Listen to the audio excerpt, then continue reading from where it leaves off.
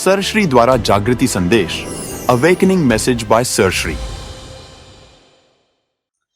प्यारे खोजियों, आप सबको शुभेच्छाएं नहीं, शुभेच्छा।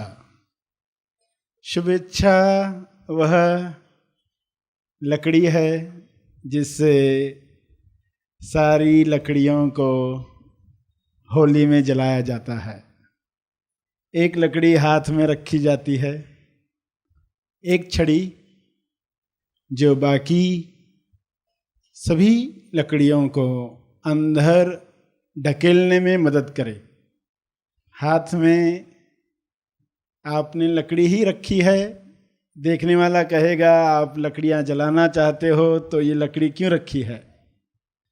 मगर आप जानते हो कि एक शुभ इच्छा होना क्यों जरूरी है। एक शुभ इच्छा के सहारे बाकी सभी इच्छाओं की होली जलाई जा सकती है। और होली हर साल आती है याद दिलाने के लिए कि तुमने होली मनाई है कि नहीं। अगर नहीं मनाई है तो फिर से मौका है। होली एक दिन का त्यौहार नहीं है। होली तब तक जलनी चाहिए जब तक सारी मान्यताएं, सारी इच्छाएं, सारे पैटर्न्स भस्म नहीं हो जाते। होली को कई सारे दृष्टिकोणों से देखा गया है। होली से तुरंत किसी को अग्नि याद आएगी, किसी को रंग याद आएंगे, कर्मकांड अनेक दिखाई देंगे, मगर उनके पीछे एक ही रंग को सामने लाने के लिए प्रयास होता है। एक ही सुरंग को, सुरंग, सबसे बेस्ट रंग जो है उसे कहा गया सुरंग, जो सभी रंगों के पीछे है। उस सुरंग में ही जब इंसान की यात्रा होती है तो वह हेड से हार्ट पर शिफ्ट होता है। हेड से हार्ट पहुंचने की जो सुरंग है वह छोटी सी है, मगर से पार करने में ही लोग सारा जीवन कई बार गवा देते हैं। क्योंकि देखोगे कि सभी किसी न किसी रंग में डूबे हुए हैं। कोई झंडों के रंगों में फंसा हुआ, कोई शराब के रंगों में। तो आप चाहोगे कि हमें भी अगर रंगना ही है अपने आप को तो कौन से रंग में अपने आप को रंगें, ताकि उस रंग में, उस सुरंग में जो आनंद मिलता है वह परमानेंट रहे, टेम्पररी ना हो। टेम्पररी होता है, रंग उतर जाता है। रंग दे चुनरिया, चुनरिया यानी जो ओढ़ी जाती है, पहनी जाती है। शरीर जो पहना गया है वो किस रंग में रंगना चाहिए, बाहर के रंगों में या अंदर के रंग से। पक्का हो जाएगा तो आप उसी रंग को चुनोगे जो सभी रंगों के परे है। शब्दों में, भाषा में तो रंग बताए जा सकते हैं जो आँखों को दिखाई देते हैं। जो आँखों को दिखाई नहीं देते उस रंग को शब्द नहीं दिया जा सकता। तो अलग अलग त्योहार के द्वारा एक नाम दिया जाता है। जैसे सुरंग शब्द आया और सही ढंग से इस रंग में हम डूबे, क्योंकि आपने वह चुनरिया किसी अलग चीज से नहीं बनाई, उस रंग से ही बनाई है। जिस रंग में रंगना है उसी रंग से आपने वह ड्रेस बनाई है। जैसे आटा गूंदकर आप उसको फैलाकर ड्रेस बना लो और भट्ठी में सुखा दो तो कैसी ड्रेस बन जाएगी। तो वैसे ही रंग को फैलाकर सुखाकर उसकी ड्रेस बनाई गई। तो क्या होगा, जब आप रंग में डालोगे तो वह ड्रेस उसमें खुद वह रंग बन जाएगी। जिस रंग में आपको रंगना है उस रंग में जाकर खुद वह रंग बन जाएगी। तो ऐसे कैसे हो, किस तरीके से हम अपनी ड्रेस का, अपने शरीर का इस्तेमाल करते हैं, आज तक कैसे करते आए, होली की समझ मिलने के साथ आप ये कैसे करोगे। और इस ड्रेस में जो पैटर्न्स है, डिज़ाइंस है, पहले तो डिज़ाइंस इंसान को पसंद आती है कि मेरी ड्रेस पर ये डिज़ाइन हो, ये पैटर्न हो, क्योंकि लोग तारीफ करते, तुम्हारी ड्रेस का पैटर्न तो बहुत अच्छा है, नया लगता है। पार्टियों में लोग मिलते हैं तो ड्रेस की बहुत तारीफ होती है। तो इंसान पहले नए नए पैटर्न्स दिखाना चाहता है, मगर बाद में पता चलता है कि इस ड्रेस के जो पैटर्न्स है ये अभिव्यक्ति में बाधा बन रहे हैं। पहले अपने आप को शरीर ही मान रहा था तो उसे लगेगा नहीं कि ये पैटर्न मैं दूर करूं, कहेगा ये मेरी चॉइस है, मैं क्यों छोड़ूं, किसी और के कहने पर मैं ये ड्रेस क्यों छोड़ूं, ये मेरा पैटर्न है, ये मेरी स्टाइल है, मुझे इस स्टाइल से लोग जानते हैं। हर कलाकार की कोई स्टाइल लोग कॉपी करते हैं, वह देखकर ही लगता है हाँ ये फलां फिल्म स्टार की स्टाइल है। तो लोग पहले बाहर की ड्रेस को ही सत्य मानते हैं, उसको ही तारीफ मिलती है, तो नए नए पैटर्न्स अपनी ड्रेस पर डालते जाते हैं। मगर पता चलता है कि ये पैटर्न्स दूसरों को तो उलझाते ही है, जो पैटर्न्स की ड्रेस पहन रहा है वो खुद भी अपने ही पैटर्न्स में, अपनी ही माया में, अपनी ही मान्यता में खो जाता है।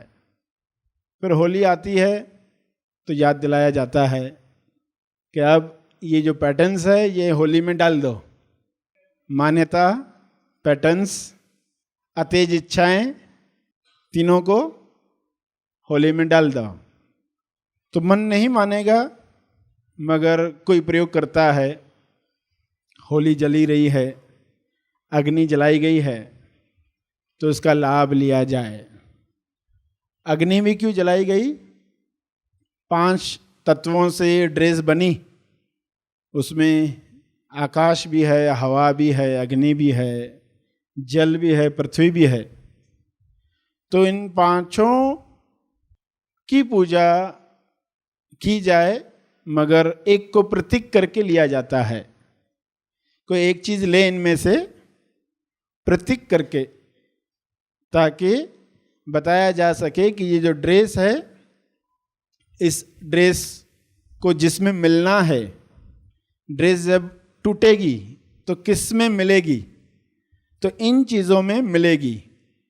यानी ये 5 तत्व क्या है? उस शरीर की माँ है, मटका है। जैसे मटका जब मिटेगा, मट्टी का मटका मिटेगा तो मिट्टी बनेगा, मट्टी का मटका मिटेगा जब, तो फिर मिट्टी बनेगा। तो मिट्टी क्या हो गई? उस मटके की माँ, उस मिट्टी से ही वो बना। मगर वो किस लिए बना? मिट्टी से तो बना, मगर किस लिए बना?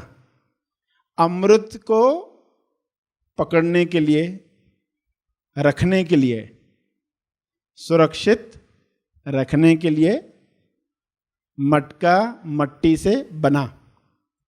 अब मटका बना तो ही जो मटके के अंदर आकाश है उसमें आप अमृत रख सकते हो। आप कहोगे कि आकाश तो उपलब्ध है ही, तो मटके की क्या जरूरत? ईश्वर तो उपलब्ध है ही चारों तरफ, तो शरीर का क्या रोल? तो समझ में आ गया कि जो मटका करता है वही शरीर करता है। मटका जो काम करता है,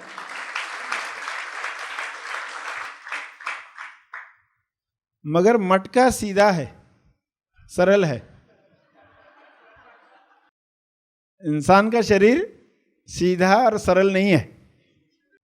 अमृत को रखना उसका काम था, मगर ठीक उल्टा हो जाता। कोई रिश्वत खिला ले तो जहर रखने लगता है। देखते हो ना कैसा चलता है।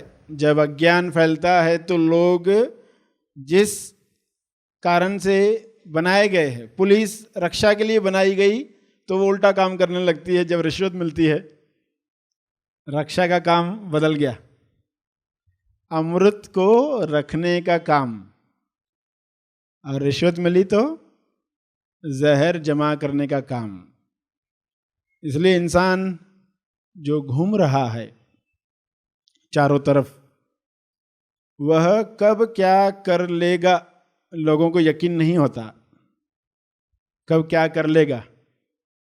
चलो लोगों के इस बीच में रहता है तो थोड़ा संभल कर चलता है, जब उसको मौका मिलता है तो उसका राक्षस बाहर आ जाता है, उसका जहर बाहर आ जाता है। दंगे फसाद जब होते हैं झंडों के रंगों की वजह से, तो क्या होता है, पर्सन को मौका मिला, उसके अंदर जो है जहर वो बाहर आ जाता है। वरना कुछ डर की वजह से, कुछ लालच की वजह से वो सीधा चलता है। सेल्फ रियलाइजेशन उसका अर्थ क्या है कि अब उस इंसान से किसी को खतरा नहीं है।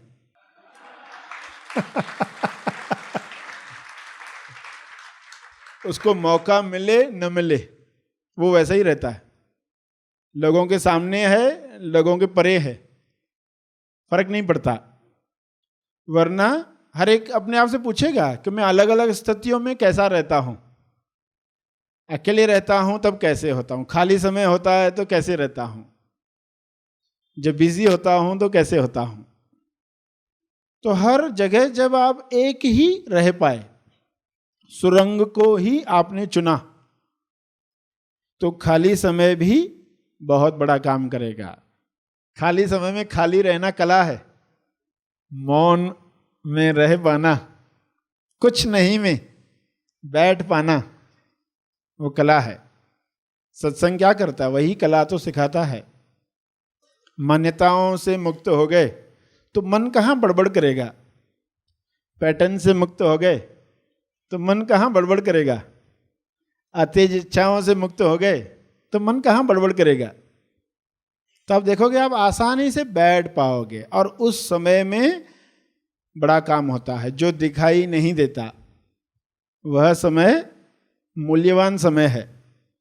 हम मौन में बैठे, इंसान को लगता कुछ हुआ ही नहीं, पर उस समय में जो आपने बीज डाले हैं उसे हवा मिलती है, धूप मिलती है, छांव मिलती है, पानी मिलता है। उस समय में बड़ा काम होता है। तो ये समय कैसे काटें, हर त्योहार बीच में रखा जाता है, क्योंकि इंसान ये बार बार भूलते जाएगा। फिर से त्योहार आएगा, उसको बताया जाएगा कितने बीज डाले हैं, और इन दिनों जो तुम्हें खाली समय मिलता है क्या करते हो, तो इंसान मनन करेगा। तो उसको आश्चर्य होगा कि खाली समय का हम दुरुपयोग कर रहे। क्योंकि खाली समय में इंसान दुखी रहता है या दुख लाने का आयोजन करता है, या दुखी रहता है या दुख कैसे आए उसका आयोजन, उसके बीज डालता है, कांटों के बीज डालता है। तो उसी वक्त उसको सजग रहने की सलाह दी जाती है।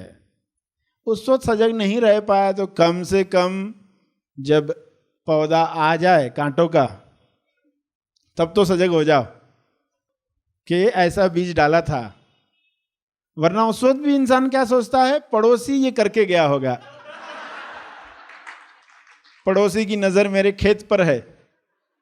तो ये मान्य कथा है। ऐसी कथाओं में इंसान जीवन भर यही सोचते रहता है कि मेरे जीवन के कांटे क्यों आए, क्योंकि मेरे पड़ोस में ये रहता था, क्योंकि मेरे घर में मेरे रिश्तेदार ऐसे थे, मुझे प्यार नहीं करते थे। इसलिए दोष क्या देते रहे कि ऐसी इच्छा थी इसलिए तकलीफ हो गई, मगर अपनी गलती क्या हो रही थी इस पर ध्यान गया ही नहीं। खोज क्यों करवाई जाती है? मन जो भी कह रहा है उसको कहो, चलो उस पर खोज करो, ये तुम्हारी कथा है, वाकई ऐसा है क्या? तुमको लग रहा है ये वाकई वैसा है या सच्चाई है? जब खोज करता है तो पता चलता है वैसा था ही नहीं। बहुत सारे बच्चे घर में, बड़ा लड़का छोटा लड़का जो भी है, सभी ने अपनी कथाएं कही। जो मुक्त होना चाहेगा, जो चाहता है मुझे दुख ना हो, मैं कौन से भी नंबर पर रहूं, मूल बात तो यही है ना। एक पास होता है, एक फेल होता है, एक शरीर हत्या कर लेता है आपने, तो विचार क्या चले? वे विचार अज्ञान से उठते हैं। उस वक्त अगर उस इंसान को कोई बिठाकर मनन करवाता तो उसको क्या पता चलता कि तुम सिर्फ ये एग्जाम में पास होने के लिए पृथ्वी पर नहीं आए हो। सत्य जब जानेगा तो उसका अज्ञान सामने आएगा, उसकी मान्यता सामने आएगी। वरना तो क्या विचार शुरू हो गए, पहले कथा चली फिर विचार शुरू हुए, क्या सुसाइड करते। अपना विचार इंसान को उस वक्त इतना सही लगता है कि उसको और कुछ दिखता ही नहीं है। तो पहले से ही ट्रेनिंग मिलनी चाहिए कि हर बार जब विचार उठे तो उसकी खोज होनी चाहिए कि ये विचार कहाँ से उठा, सोर्स क्या है और किस मान्यता की वजह से ऐसे विचार आया। आपको न्यूज़पेपर घर में आया, और आज कैसा न्यूज़पेपर आया कि उसमें एक भी शब्द नहीं लिखा है। वही साइज पेपर की, उतने ही पन्ने, आप खोल के देख रहे हो, क्या करोगे? सब देखने के बाद उठा के रख दोगे बाजू में। तो जिस दिन आपको एक भी विचार नहीं आया तो क्या करोगे?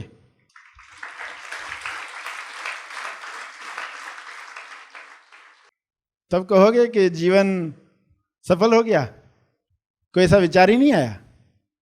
मगर न्यूज़पेपर के साथ क्या किया? आपने बाजू में फेंक दिया, क्योंकि अभी शुरुआत है, अभी पता नहीं है विचारों के बारे में।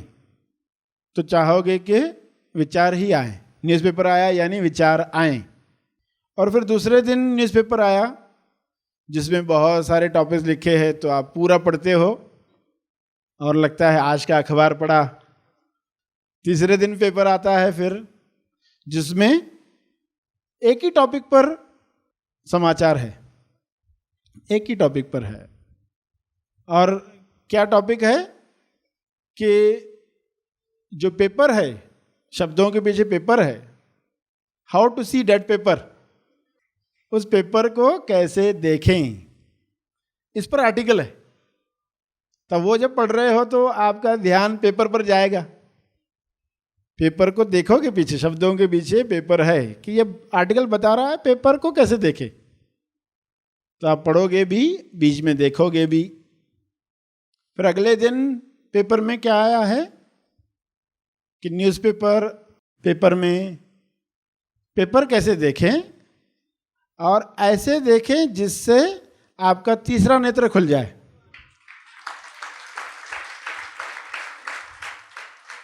ऐसे कैसे देखें कि तीसरा नेत्र खुल जाए। तो कैसे पढ़ोगे? तो ये जब लिखकर आया, ये एग्जाम्पल से क्या समझना है आपको? कौन से विचार आते हैं सुबह से लेकर रात तक? चलो विचार आए, मगर कौन से आए? क्या ये विचार आने लग गए कि विचारों के पीछे जो मौन है उसको ऐसे कैसे देखें ताकि तीसरा नेत्र खुल जाए? वह दिन होली, वह दिन दिवाली। त्योहार सब बनाए गए उसी बात के लिए कि सचमुच दिवाली मनाओ, सचमुच होली मनाओ। पेपर को सीधा नहीं देख सकते जब, तो उस पर कुछ लिखकर आता है, वरना क्या पेपर देख के बाजू में रख दोगे।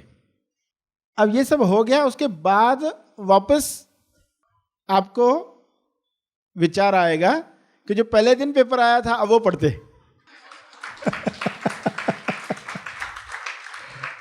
उसको तो रद्दी में डाल दिया था, अब बोले वापस निकालो, कहीं रद्दी वाले के पास में चला गया हो।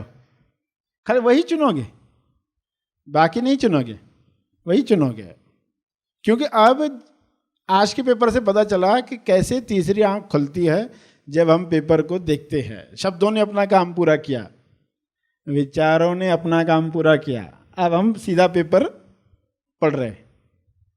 अब कल्पना करो आप पेपर पढ़ रहे हो, खाली पेपर, और कोई आकर देखेगा तो क्या समझेगा, ये क्या कर रहा है, समय नष्ट कर रहा है। मगर आपको पता है कि ये समय नष्ट करना नहीं है, इसी में तीसरा नेत्र खुल रहा है। अब मेरी कथाएं मुझे दिखाई देने लग गई। जो जो मान रहा था, मान्य कथा, मान्यता यानी मान्य कथा, जो जो मान्यता थी अब भस्म हो रही है। तीसरा नेत्र खुल रहा है, मान्यता भस्म हो रही है। तो कितना आनंद आएगा, क्योंकि अब पर्सन वो आया जिसको देखकर गुस्सा आता था, उसके बाद वो विचार भी आया जिसे तकलीफ होती थी, मगर फीलिंग कोई नहीं आई, हर्ट कुछ हुआ ही नहीं। आपको आश्चर्य होगा क्या हो गया। देखो हिमालय पर चले जाते तो ना वो पर्सन दिखता, ना वैसे वो विचार आते, मगर फिर भी फायदा नहीं होता। मगर अब वो पर्सन भी आया है, विचार भी आया है, फिर भी फीलिंग कुछ भी नहीं है, तो आप कहेंगे अरे अब तो वाकई सचमुच आजाद हुए।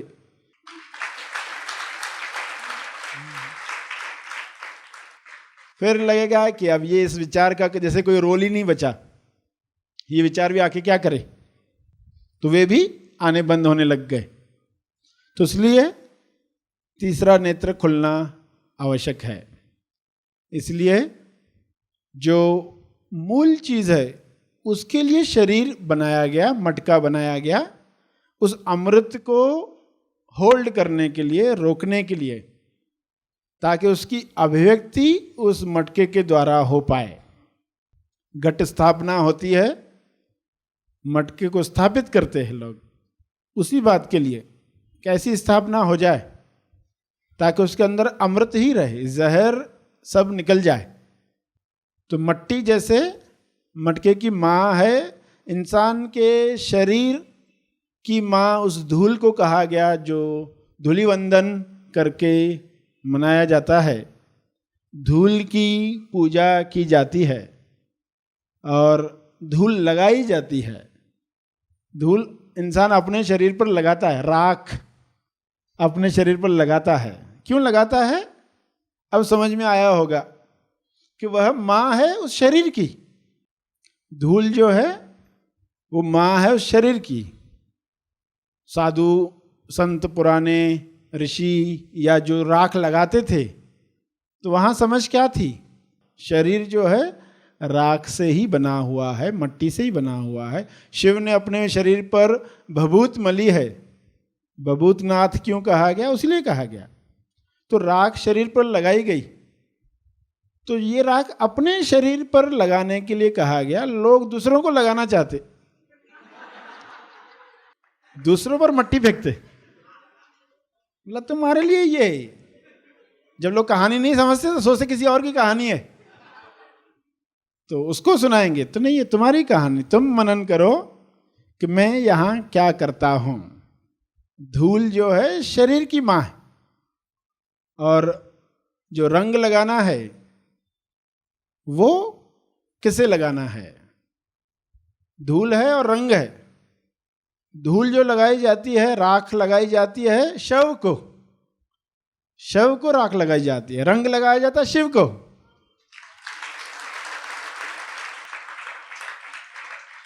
तो जब भी किसी को रंग लगाओ, होली में रंग लगाओ, तो अपने आप से पूछना, मैं शव को रंग लगा रहा हूं कि शिव को लगा रहा हूं।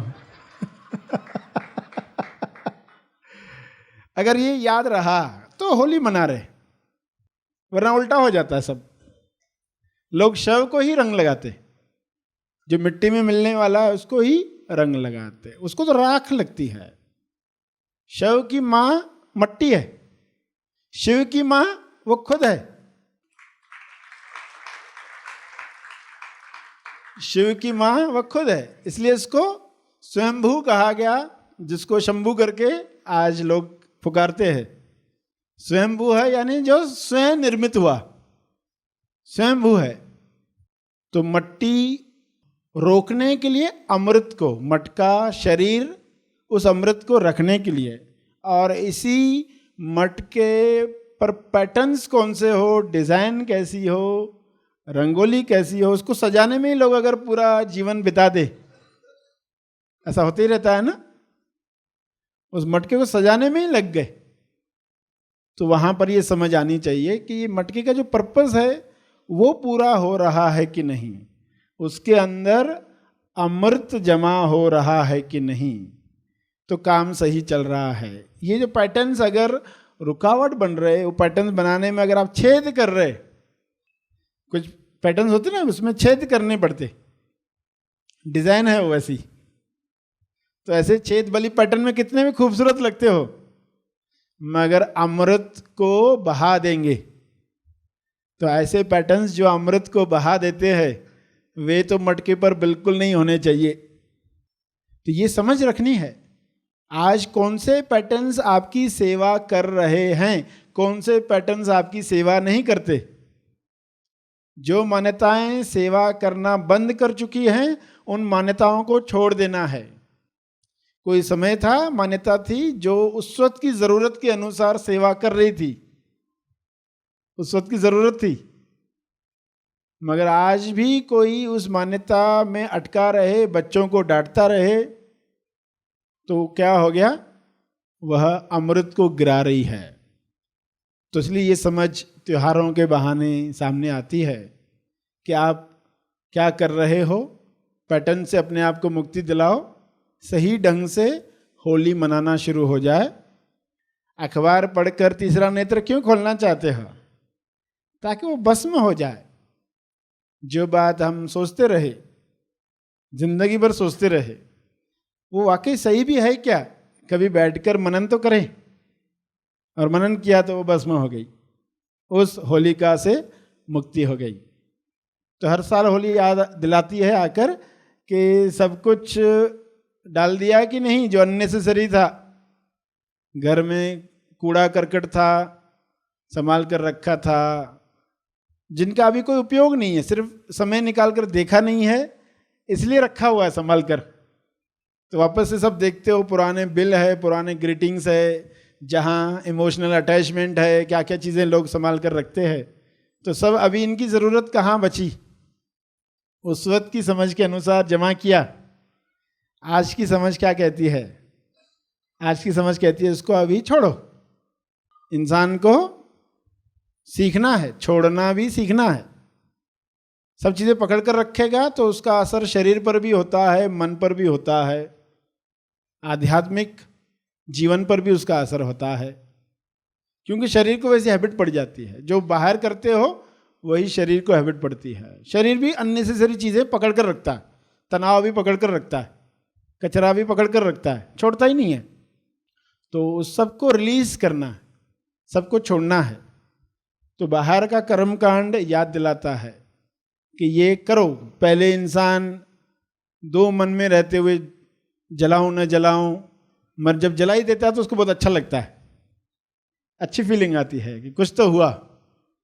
तो इसलिए बाहर की कुछ बातें रखी गई, लोग इस बहाने कुछ चीज़ों को छोड़ेंगे और पता चलेगा कि पकड़ कर रखने का कोई कारण नहीं था, सिर्फ किसी ने बताया नहीं था इसलिए हम कंटिन्यू कर रहे थे। तो इस तरीके से हम स्टार्ट करें। और अग्नि को चुना गया 5 तत्वों में से, 5 तत्वों से बना शरीर, अग्नि को चुना गया।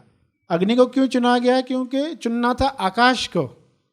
मटके के अंदर जो आकाश है चुनना उसको था, मगर आकाश की पूजा इंसान नहीं कर पाता, निराकार की पूजा नहीं कर पाता, उसकी कंसंट्रेशन होती नहीं है, एकाग्रता होती नहीं है। तो क्या किया जाए, उससे नीचे हवा है तो हवा भी दिखाई नहीं देती, महसूस होती है मगर दिखाई नहीं देती। फिर उसके नीचे अग्नि है, उसके नीचे जल है, उसके नीचे धरती है। तो जो ऊपर की तरफ जा रही हो, अग्नि ऊपर की तरफ जाती, पानी नीचे की तरफ जाता, तो अग्नि को बीच में चुना गया, मध्यम मार्ग। अभी क्या करें, एक मध्यम मार्ग निकालते हैं। लोग निराकार को समझ नहीं पाएंगे और धरती को चुनेंगे तो आकाश को न भूल जाए, तो इसलिए एक मध्यम मार्ग होना चाहिए, क्योंकि ये की जा रही थी उस आकाश के लिए, आसमानी शिविर के लिए, और कहीं लोग भूल न जाए असली बात। तो फिर मध्यम मार्ग क्या, तो चलो अग्नि वो ऊपर तो उठती है, तो अग्नि में सब भस्म किया जाए। अग्नि में इंसान ने जो जो मान्यताएं पालकर रखी है उस पर मनन करे और स्वाहा कर दे कि ये भी गई, अभी खत्म हो गई।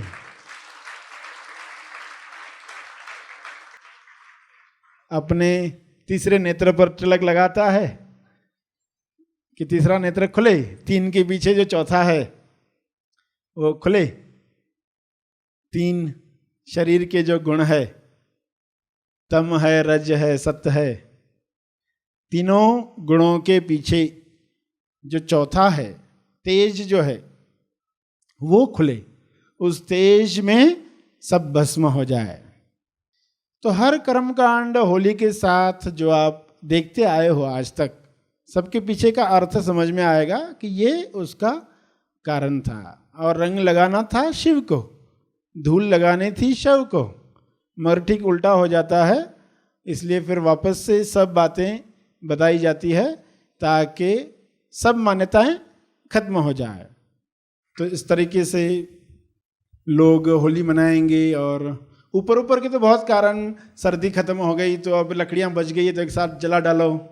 सर्दियों में लकड़ियों की जरूरत रहती थी ना, तो लोग जमा करके रखते थे। अब सर्दियां जा रही है, अब अगले साल, तब तक ये लकड़ियां जमा क्यों करके रखने का, डाल दो सब। तो लोग होली जलाते थे। मच्छर ज़्यादा हो गए तो उनके लिए भी, उनको मारने के लिए भी, वातावरण की शुद्धि के लिए भी, हवन का फायदा भी हो जाए उसके लिए भी। तो ये तो ऊपरी ऊपरी कारण है ही, मगर गहराई वाले कारण आपके सामने रखे गए क्योंकि वे मुख्य हैं, उसके अनुसार काम होना चाहिए।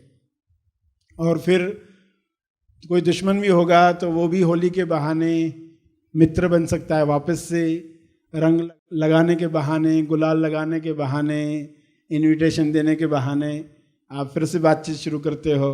तो ये कई सारे कारण जिसकी वजह से होली मनाई जाती है। मगर मूल कारण क्या है कि हकीकत सामने आए, सब मान्यताओं की होली जल जाए, हकीकत सामने आए, ये हकीकत है। तो इस तरह सभी बातें आपके सामने रखी गई। तो ये आज होली के साथ आपको सब बताया गया। और शिव और शव, किसको धूल लगानी है, किसको रंग लगाना है। किसी को भी रंग लगाओ तो मन में ये हो कि हम शिव को लगा रहे, तो फिर आप बाहर के रूप में नहीं अटकेंगे। इस तरह सही माने में होली मनानी है। तीसरे नेत्र पर 3 उंगलियों से लगाते हैं तिलक, तो तम रज सत तीनों के परे तीसरा नेत्र खुले, तो उसमें तीनों गुण जो है उससे परे गुणातीत अवस्था में आप जा पाते हो, गुणातीत अवस्था। तो ये सब बातें इशारा कर रही हैं कि हमारा जीवन भी वैसा बन जाए, होली जलती ही रहे। तो इस तरीके से जो भी बातें आज आपके सामने रखी गई, बाहर के झंडों के रंगों में हमें न उलझते हुए जो सत्य है उस समझ के साथ हमें काम करना है। आज यहाँ आकर जो सेवा का मौका दिया उसके लिए धन्यवाद। Happy thoughts. सफलता पाने के लिए हर कोई अपने तरीके से प्रयास, मेहनत करते रहता है, लेकिन सफलता पाने का रहस्य हर कोई नहीं जानता। जीवन में किसी भी क्षेत्र में सफल होने के लिए सबसे पहली आवश्यकता है काबिलियत। जो गुण हम में हैं उन्हें बढ़ाना और जो नहीं है उन्हें अपने अंदर लाना काबिलियत बढ़ाने का रास्ता है। जीवन में मनचाही सफलता पाने के काबिल कैसे बने, जानने के लिए पढ़ें सरश्री द्वारा लिखित पुस्तक सफलता की बुनियाद, काबिलियत, how to shape your future. इस पुस्तक द्वारा जानें काबिलियत बढ़ाने का वैज्ञानिक कारण क्या है, घटना को टैकल करने का मंत्र क्या है, अपनी ऊर्जा का स्तर कैसे बढ़ाएं, मनचाहे परिणाम पाने का राज क्या है, पुरानी प्रोग्रामिंग को कैसे मिटाएं? 10,000 घंटे अभ्यास का रहस्य क्या है? इस पुस्तक को आज ही ऑर्डर करें और अपनी नजर में ऊंचा उठने का रास्ता पाएं। सरश्री लिखित पुस्तकों से संबंधित अधिक जानकारी के लिए संपर्क करें।